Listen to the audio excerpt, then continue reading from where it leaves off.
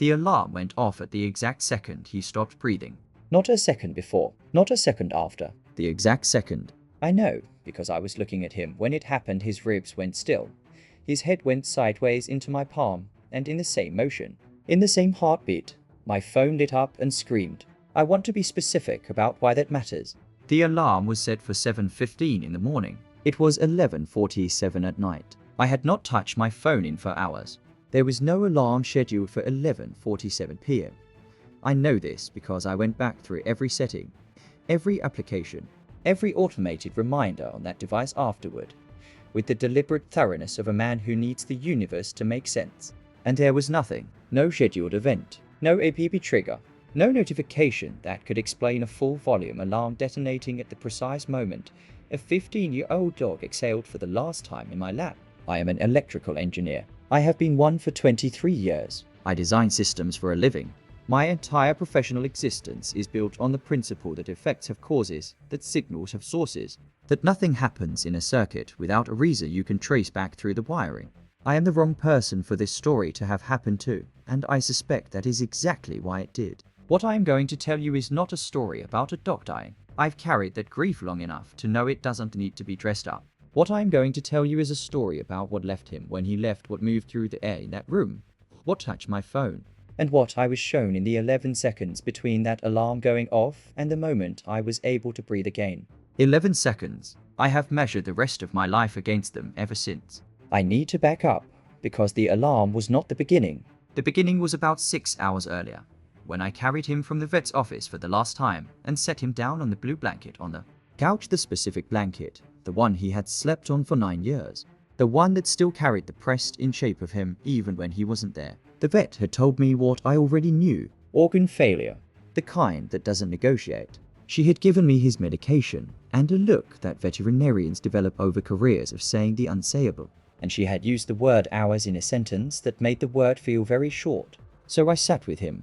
I am not a man who sits. My wife would tell you this. My colleagues would tell you this. I move, I solve, I optimize. I have a particular talent for turning grief into a project with action items. But that night, there was nothing to engineer. There was only the blue blanket and the slow breathing and the weight of him.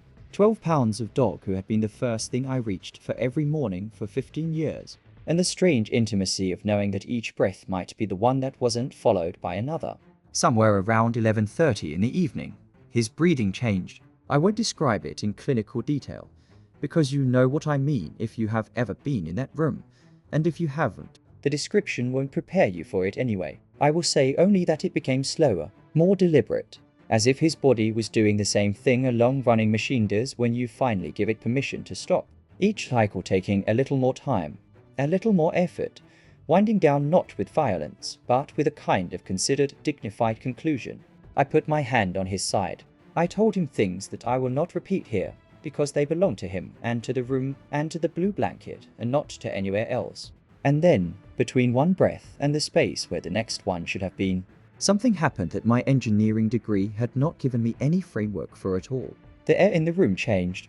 I am going to be very careful about this word change, because I am trained to distrust it when people use it to describe the inexplicable. But I cannot find a better one. The temperature did not change. The light did not change. The sounds of the house, the refrigerator hum, the distant traffic, the particular creak of the third stair, none of them changed. What changed was something else, a quality of the space. A pressure, or the sudden absence of a pressure I had not noticed was there. Like the moment a conversation you've been half listening to in the next room goes completely silent, and you realize you've been tracking it with some part of your attention the whole time without knowing it.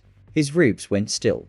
The phone went off. And in the 11 seconds that followed in the gap between the scream of that alarm and the moment my hand found the screen to silence it, I was somewhere else entirely. I don't know what to call what it was. I have spent a long time looking for the right word. The way an engineer looks for the right component. Something precise enough to carry the load, light enough not to distort the signal. The closest I've come is transmission. Not a dream, I was not asleep. My eyes were open. My hand was still on his flank. Not a hallucination. I have enough training in neurology to know what perceptual breakdown looks like, and this was its opposite. This was more resolved than the room I was sitting in, more vivid, more saturated with information, as if someone had turned a dial, I hadn't known existed, and the world had gone from standard definition to something there isn't a unit of measurement. For yet, what I received is the word. The way you receive a signal on a frequency you didn't know your receiver could access was this. He was running. I want to be careful about what I mean by that. Not running the way he used to run when he was young. The frantic, spinning, airborne joy of a dog who has spotted a squirrel and made a unilateral geopolitical decision. This was different. This was running the way water runs when the channel opens and there is no longer any reason to hold back. Purposeful. Fluid. Effortless. A body his body, but the body as it was always supposed to be. Before the years and the arthritis and the slow narrowing down, moving through a field in a state of absolute agreement with the ground under its feet. The field. I will try to describe the field, though my vocabulary was built for circuits and load-bearing calculations, and it is not equal to the task. The grass was not the color of grass. That is the only way I can say it. The way I know a screen is running at full resolution isn't by comparing it to a worse screen. I know it because the pixels stop being a thing I can detect, and the image simply becomes itself. That's what the field was. A green so complete that the concept of color became inadequate to contain it. Light was coming from everywhere and from nowhere I could locate, not radiating from a source, not reflecting off a surface. But present the way temperature is present, the way sound is present, a property of the space itself rather than a thing being projected into it. And the animals. I need to tell you about the animals. They were everywhere in that field, not gathered, not corralled, not organized in any way a human mind would organize them, but present in the way a healthy ecosystem is present.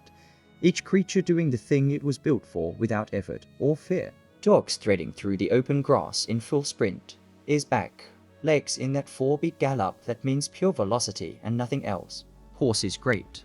Unhurried horses moving in loose groups across the far edge of the field with the particular grace of large animals that have never had a reason to be cautious. Birds moving in formations that weren't formations so much as agreements. The way starlings make shapes in the sky that no single bird planned. The whole scene was a proof, a demonstration. Look, it said, at what creation is supposed to do when nothing has gone wrong with it. The animals were not looking for anyone. They were not completing a journey. They were simply there. Alive in the full sense of the word, in a world that had been returned to the specifications it was originally drawn to. And the joy of them was not directed. It was not aimed. It moved through the field the way heat moves through a room in all directions simultaneously, touching everything. And the people. There were people in the field. I saw them the way you see the background of a photograph come into focus when you stop looking at the subject gradually, and then all at once. They were not wearing anything ceremonial. They were not positioned in any formal arrangement. They were simply people living in a place that had been designed from the beginning to contain them without friction. Their faces, even at the distance I was observing from, had something in them I have no professional vocabulary for. A quality of completion that living faces don't carry. As if the thing every human face is reaching toward, the expression it is trying to achieve through all the years, and the work and the loss and the survival had finally arrived. They moved among the animals without any distinction between the two. No hierarchy, no caution. A child lying in the grass with a dog sprawled half across her in the boneless way dogs sleep when they feel absolutely safe. An old man, not old.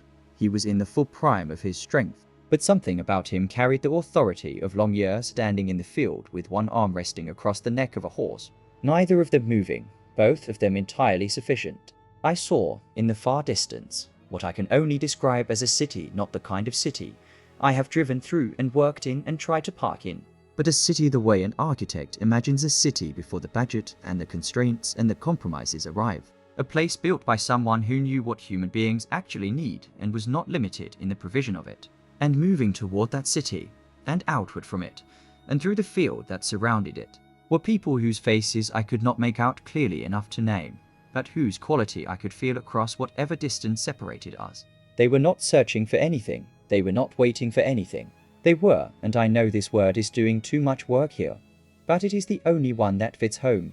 Families reunited not as they had last been worn down by time, by illness, by the steady erosion of years, but as they were always meant to be. I saw a woman running toward a man who was running toward her, and the collision of that embrace had the quality of something that had been postponed for too long and was finally allowed to happen. I understood, without being told, that this was not a moment of reunion across death. This was a resumption, a continuation, the chapter that picks up where a story was interrupted. I understood something else. In those 11 seconds, the dead are not somewhere waiting.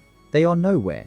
The way a man who is in a deep and dreamless sleep is nowhere at rest, without pain, without the weight of time, without any awareness of the interval. What I was seeing was not a description of where they are now. It was a transmission about where they will be, a future event of such certainty that the information was already available to be sent. A blueprint, not a postcard. The morning that is coming, not the night that is here. The alarm stopped. My hand had found the screen on instinct, the way hands do things while the mind is elsewhere. The room came back. The blue blanket, the refrigerator hum. His body, which was still, and which I held for a long time before I put him down. And in the silence of the room, in the gap between the world I had just been inside and the world I was sitting in, I became aware of something I had been postponing for years. I had treated my life the way I treated my engineering work. Efficient. Optimized. Every system stress tested and signed off. I was, by any external measure, functioning correctly. Good at my job. Present in my home, mostly. Reliable. Productive. Running at acceptable performance levels. But something in that transmission had shown me the inside of my own circuitry, and the inside was not as clean as the output suggested. The people in that field I had not seen in any of their faces the thing I worked hardest to project in mine. The controlled competence of a man who has never needed anything he couldn't solve. What I had seen instead was something I did not have a single item on my professional resume for. Openness. The particular openness of a person who has spent years deliberately, humbly, sincerely reaching towards something larger than their own efficiency, not through any system, not through any credential, not through any correct set of publicly visible behaviors, but through the private, unglamorous, daily work of actually trying to know the one who built all of it. I had spent 23 years optimizing systems I did not design. I had never once, with full seriousness, attempted to understand the engineer behind them. The transmission was not a comfort note. It was a diagnosis. A readout from a part of the circuit I had wired around, rooted away from, declared non-essential. And the readout said, "This is where the work actually is." I sat with that on the blue blanket, in the quiet of the house, for a very long time.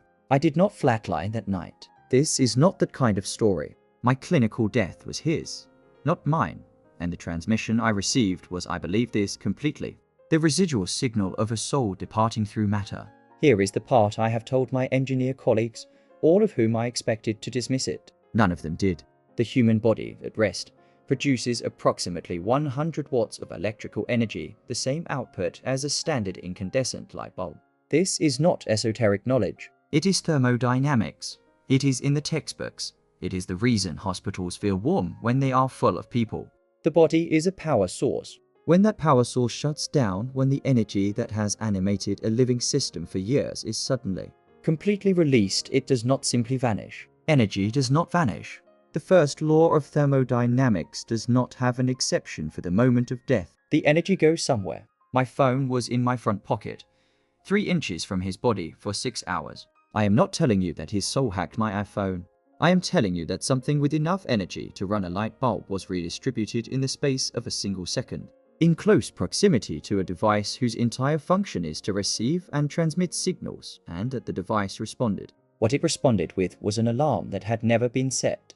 Draw the conclusion you are able to draw. I have drawn mine. What I know is this. The room changed at the moment of his last breath. The phone responded to that change, and in the gap that followed, I was shown something I did not have the framework to imagine on my own, a future so ordered, so deliberate, so full of the evidence of a mind that knew exactly what it was designing, that the most precise word I have for it. 23 years into a career built on precision is engineered.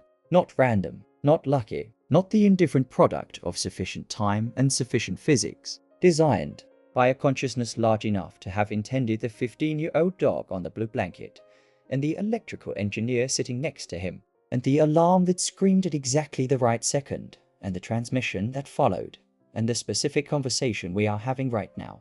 If you came to this video carrying grief, and I think some of you did, because grief is what leads people to search for what I searched for after that night, I want to say something to you directly. The ones you've lost are not in a waiting room. They are not watching the clock. They are not aware of the distance between you, because for them there is no distance, no interval, no experience of any kind. The last breath they took and the first breath they draw on the morning of the Great Restoration will be for them the same moment. The same moment, not connected by a corridor of waiting but fused, instant to instant. The way two frames of a film are separated by nothing you can perceive at normal speed. The sleep is real. The peace is real. The absence of pain is real, and it is absolute. And the morning is coming. I cannot tell you when. I cannot give you a timeline, because that information was not part of what I received. What I received was the certainty of it, the way you are certain of a calculation, not because you have run every possible derivation, but because the underlying logic is sound all the way down, and you know, the moment you see the structure of it, that the answer is true. The field is real. The running is real. The faces of the people I saw restored, whole, radiant with the specific quality of completion, are the faces of people you know. People you have carried in the sore place in your chest for years, whose names come to you at the wrong moments, whose absence sits in the seat next to you on ordinary Tuesdays and won't move. They are resting now, and what is waiting for them, what is waiting for all of us who have the honesty to keep reaching, with open hands, toward the one who drew all of this up, is worth every ordinary Tuesday between now and then. The most important thing I have done since that night is not a career achievement. It is not an optimized system. It is the small, daily, unglamorous practice of trying to actually know the Creator, not through a formula, not under any particular flag, not by performing the correct visible behaviors for the correct visible audience, but by sitting quietly, consistently, and honestly with the question, what do you want from me? And am I actually willing to give it?